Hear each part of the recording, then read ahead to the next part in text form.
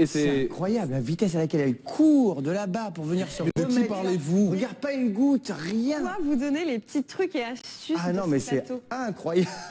Il a tout filmé, il va tout tweeter. Incroyable talent pour courir en talon, hein, je vous montre. Ben, c'est vrai, un incroyable talent même. 3 secondes 2, elle détient le record de tout. L'équipe à 21. Allez-vous, c'est notre invité ce matin. Ouais, c'est ça. Incroyable talent sur M6 à partir du 9 décembre, cette saison 9 qui s'annonce passionnante avec un tout nouveau casting là. Ah, tout est nouveau. Bah, le casting, ouais, c'est souvent, là, on a encore été trouver des nouveaux talents, des trucs qu'on n'a jamais vus. Il y a franchement un truc très très drôle cette année.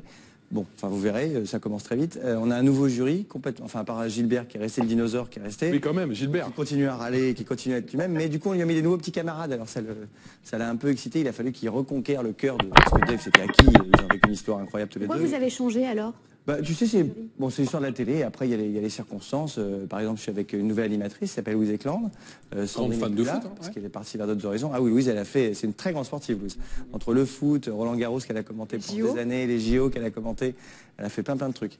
Mais ouais, donc je suis avec Louise où on s'est éclaté. Le jury est nouveau. Il y a Laurie qui nous a rejoint, la chanteuse qui est époustouflante, enfin, elle n'est pas que chanteuse, voilà, j'aurais pas dire ça d'ailleurs, parce qu'elle met en scène parfois des choses aussi avec Goldman pour les enfoirés, enfin, on découvre une nouvelle Laurie.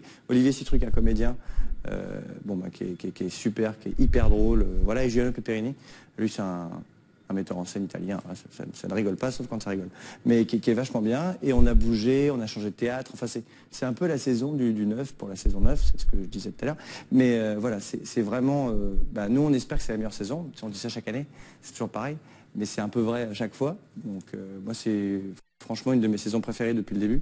Est-ce qu'il y a toujours un talent qui plaît plus que d'autres, par exemple le talent de la chanson? Écoute, alors non, parce qu'en fait, nous, on a une émission, si tu regardes sur l'historique, c'est la 9e saison, il n'y a qu'une fois où c'est une chanteuse qui a gagné, en l'occurrence, la petite Marina, c'était il y a 3 ans maintenant. Voilà, c'est souvent des acrobates, on a eu les ombres qui ont gagné. Des danseurs aussi. Tout, ouais, c'est vraiment hyper varié à chaque fois. Tu sais jamais qui va gagner, à tel point que chaque année, chez mon pronostic, il n'y a qu'une fois où je suis tombé juste, si tu veux, sur le gagnant. Ouais. Bon, j'ai trouvé 3 fois le deuxième, quand même, ce qui est pas mal. Mais j'avais trouvé juste avec les petits Axel et Alizé, tu sais, qui étaient des danseurs mais qui sont toujours incroyables, ils sont champions du monde, machin, c'est des fous. Ils continuent à danser, alors maintenant ils sont plus grands. Ils commencent même à me dépasser alors qu'ils ont 11 ans, c'est inquiétant. Mais c'est la seule fois, et après, c'est difficile de savoir ce que les gens vont aimer, mais c'est ça qui est génial en même temps. C'est que c'est tellement varié que tu peux pas, une émission de chant, c'est facile de dire, bon bah lui je trouve qu'il chante mieux. Là, dis-toi, est-ce que la magie c'est mieux que l'acrobate, c'est mieux que l'homme drapeau, c'est mieux que le danseur, c'est mieux que le régurgitateur qu'on a cette année qui avale des trucs horribles. Vous testez des disciplines ou pas? Il y en a. Ah oui, alors c'est-à-dire que cette année, si tu veux, je pense que vraiment objectivement ils ont voulu me tuer. Ouais. Moi ils m'ont gardé, mais ils se sont dit peut-être qu'on va le garder pour l'achever. Ouais, c'est peut-être le truc. Ils n'ont pas réussi encore, mais il reste les demi-finales et la finale. D'où le coach que vous avez en ce moment? Alors non, ça c'est autre chose, c'est parce que je prépare un spectacle où je vais être tout nu, donc faut que je travaille mon physique pour être un peu.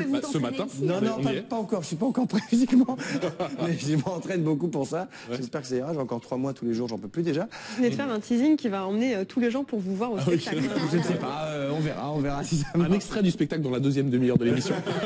Alors, mis à part vous mettre tout nu, c'est quoi, vous, votre incroyable talent?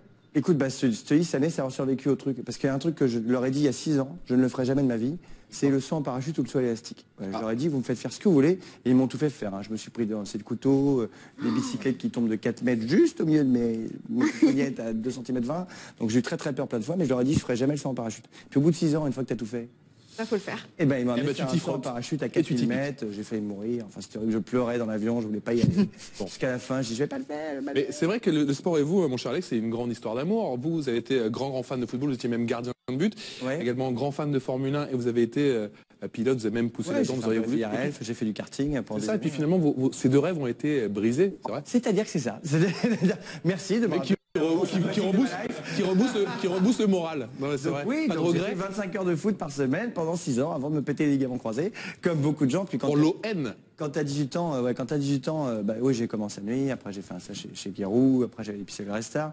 Mais après, quand tu te pètes les ligaments croisés à 18 ans, c'est sûr que tes parents te disent, bon bah là, ça fait 6 ans déjà qu'on scoltine tes 20 heures de foot par semaine, tes entraînements, tes matchs, tes machins, on arrête quoi. Et heureusement qu'ils m'ont arrêté d'ailleurs. Tu as 2 doigts de croiser Giroud, il paraît. Ben, je l'ai croisé, je suis allé à Auxerre, oui, ben, il trouvait que j'étais un peu petit, je sais pas pourquoi. Mais il avait un peu raison d'ailleurs, c'est-à-dire qu'à l'époque, j'étais espoir des Hauts-de-Seine, machin, bidule, mais j'étais gardien de but, et c'est vrai que du haut de mes 1m75, si tu veux, j'avais une grosse détente, mais c'est vrai qu'on commençait à aller vers la période actuelle, qui est de se dire on a des gardiens qui font 1m85, 1m90, ou alors tu regardes Neuer qui font 12m20 et qui sont des masses athlétiques. Ça a changé, tu vois, ça a switché. Moi, j'étais encore les Olmetal et Tori. Je te parle d'il y a 20 ans, quoi. Tu vois, c'était un temps que les gens ne peuvent pas connaître. Mais le monde du gardien a beaucoup évolué. Donc voilà, il y a eu ça. Et après, effectivement, j'ai arrêté la voiture parce que la voiture, faut savoir que ça coûte très cher en France. En fait, c'est ça le problème, c'était que ça coûtait trop cher votre formation en surtout que mes parents sont séparés et que du jour au lendemain, du coup, il a fallu que je gagne ma vie. Donc j'ai été tester des jeux de voiture, tu vois. Et c'est comme ça que je suis entré dans le jeu vidéo à l'époque. Mais je vais pas à plaindre, tu vois. Enfin, franchement, c'est sûr que c'est compliqué. Mais après, mon rêve de football, si tu veux, quelque part, je l'ai assouvi quand je me suis retrouvé sur les terrains avec M6, quand je commentais les matchs pour M6. Avec Thierry Roland? Ouais, avec Thierry, qui en plus, Thierry m'avait aidé dans ma carrière à l'époque. C'est Thierry qui m'avait envoyé à Auxerre. Donc on s'est retrouvés 12 ans après. Voilà, et c'était génial de vivre cette année avec lui. Voilà, c'était quand même un grand monsieur, voilà.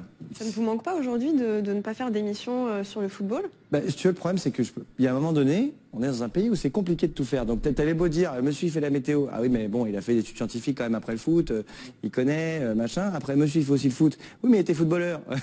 Oui, mais alors il faut aussi être divertissement. Tu vois, faut reconnaître qu'au bout d'un moment, tu te dis, oui, attends. Alors là, la comédie musicale, c'est mal barré alors?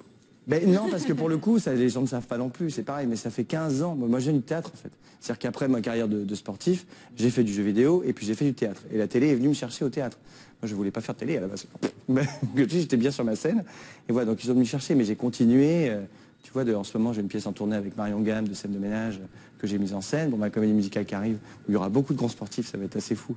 Mais voilà, je mélange tout en même temps et moi, je m'amuse. Mais après, c'est vrai qu'ici, c'est compliqué. Donc j'ai vécu une année géniale. Malheureusement, après, on a dit, attends, les gens comprennent plus, tu peux pas être partout. Voilà.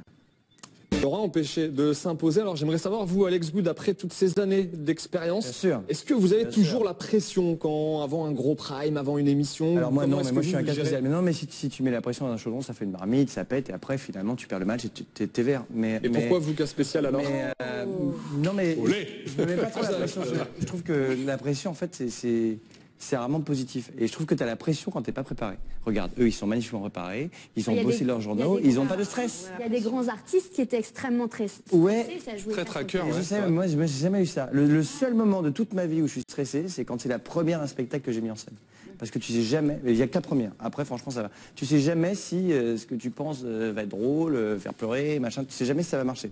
Donc la première, j'avoue que je suis en panique. Mais même pas quand c'est moi sur scène.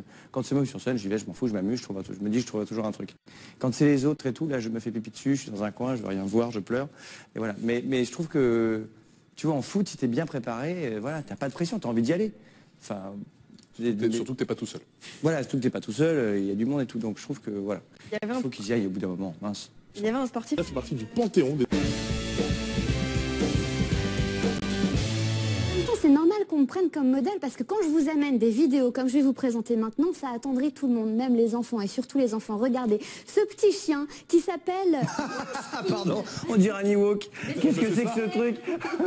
Comment il s'appelle déjà? Munchkin. Munchkin. Donc là, c'est Munchkin qui fait du sport, il est déguisé avec son petit costume d'ours en peluche. Ah, c'est génial. Il est bien. Je vous vois bien avec un petit chien comme ça, Alex. Ah bah moi j'ai mon petit chien, mon Clarky. C'est quoi comme chien? Écoute, alors c'est un truc bizarre, hein, ça n'existe pas, c'est un mélange entre un beagle et un French bulldog, un bulldog français. Ouais. C'est le mélange des deux, c'est très, très étrange, mais il est adorable, il fait que des conneries. Il s'appelle comment? Il s'appelle Clarky parce que je suis très fan de Superman, tu vois. Voilà. D'accord. Bon. Ah oui, d'accord. Donc Clark Kent, voilà. Alors ce que je vous propose, c'est un incroyable talent. Si je vous fais... Non. Alors Michael Jackson? Ouais. Voilà, la vache. C'est de très très loin, mais... Là, j'y croyais pas. Coup de bol cosmique. Non, mais regardez, voilà. il a 6 ans, il s'appelle Willy, il est plus doué que moi, en tout cas en danse. Sur Smooth Criminal.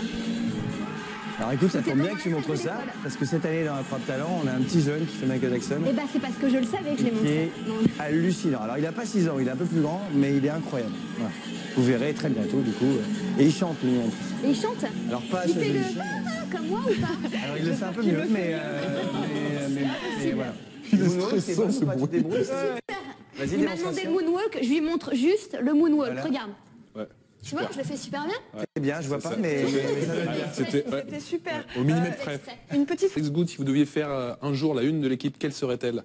Et pour quel sport? Écoute, je sais peut-être du foot, ce serait bien. Non, mais je sais pas. J'ai good job ou un truc comme ça, parce que vous mettez toujours le jeu de mots. Un petit good job. Parfois on me demande c'est moi qui les écris, non? C'est pas vous qui écrivez les jeux. Alors ça, on se posait la question, c'est pas vous qui écriviez vos jeux de mots sur la météo? Ah si, la météo, c'était moi. Oui, non, je passais ma journée entière à faire ça, c'était un enfer. Parce que au bout d'un moment, au début, tu trouves des blagues sur le soleil et les nuages tous les jours. Mais quand t'en es à 4 ans, tu te dis, bon, alors qu'est-ce que je vais faire que j'ai pas encore fait? Tu as épuisé le champ lexical de la météo. Exactement. Là, je pense que j'ai tout épuisé, le filon. C'est comme les seins, tu vois. Ouais. Alors, tu fais un sein tous les ans, mais tu retombes dessus au bout d'un moment. Ouais. Donc, une fois que tu as fait à la Saint-Ignace, coupez-vous les cheveux, après, qu'est-ce que tu fais? Ignace de billets, puis après, tu cherches encore un nouveau truc. Au bout d'un moment, t'es au bout. Donc, mais oui, je m'amusais tous les jours à faire ça, et très bien, la Formule 1, très bien aussi. Votre meilleur souvenir de sport? J'aime bien Rosberg, après Hamilton méritait. Mais... Votre meilleur souvenir de sport, Alex, je crois que c'est en 97, racontez-nous.